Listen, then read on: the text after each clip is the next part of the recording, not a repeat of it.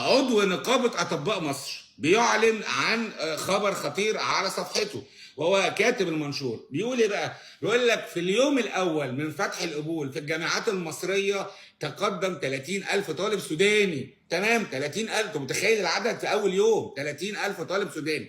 مين عضو مجلس نقابة أطباء مصر ده الدكتور إبراهيم الزيات.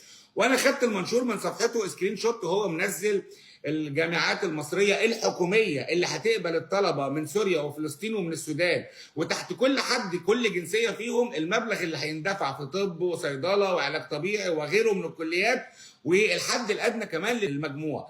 المهم يعني لما تيجي تشوف الفلوس اللي هتندفع تلاقيها اقل من 100,000 جنيه، اللي هو اقل من ان الطالب المصري اللي ما جابش مجموع عالي. يعني انت عارفين اللي عايز يخش طب في مصر مثلا، في لما يخش الحكومه هتقول له انت جايب كام؟ 95% ممكن يدخل. طب اللي جايبين 70 و80% اللي عايز يخش طب بيخش طب خاص.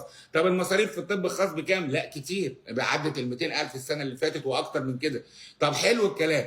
ده بقى مصاريفه كام؟ ده مصاريفه $2000، يعني اقل من 100,000 جنيه في السنه. يعني بيدخل الجامعات الحكومه بيدفع مصاريف اقل من 100,000 جنيه في السنه. انت متخيل؟ يعني هو قاعد جوه البلد بيخش بمجموع اقل. كليه الطب ابن البلد ما عرفش يخشها بنفس المجموع، هو بيخش باقل منه، بيدفع فلوس في الجامعه الحكوميه المصريه، بياخد مكان الطالب المصري. تمام. الطالب المصري بقى اللي ما يلاقيش له مكان في الجامعه المصريه يعمل ايه؟ يقوم رايح الجامعه الخاصه. يدفع كام؟ يدفع اكتر من المبلغ اللي هيدفعه الغريب اللي مش ابن البلد في الجامعه بتاعته الحكوميه. طبعا الكلام ده مرفوض جمله وتفصيلا.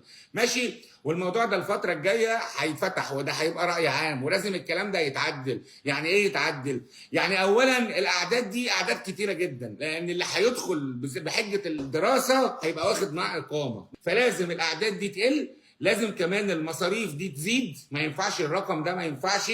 الناس اللي واخده تخفيضات دي لا، انا اديها لابن البلد. يعني ابن البلد اولى بالتخفيضات دي. ابن البلد هو اللي ياخد ال 50% وهو اللي ياخد 70% تخفيض. الاولويه لابن البلد ان هو يدخل بمجموع اقل من الغريب، لكن مش العكس. يعني اللي بيحصل ده هو العكس. تمام.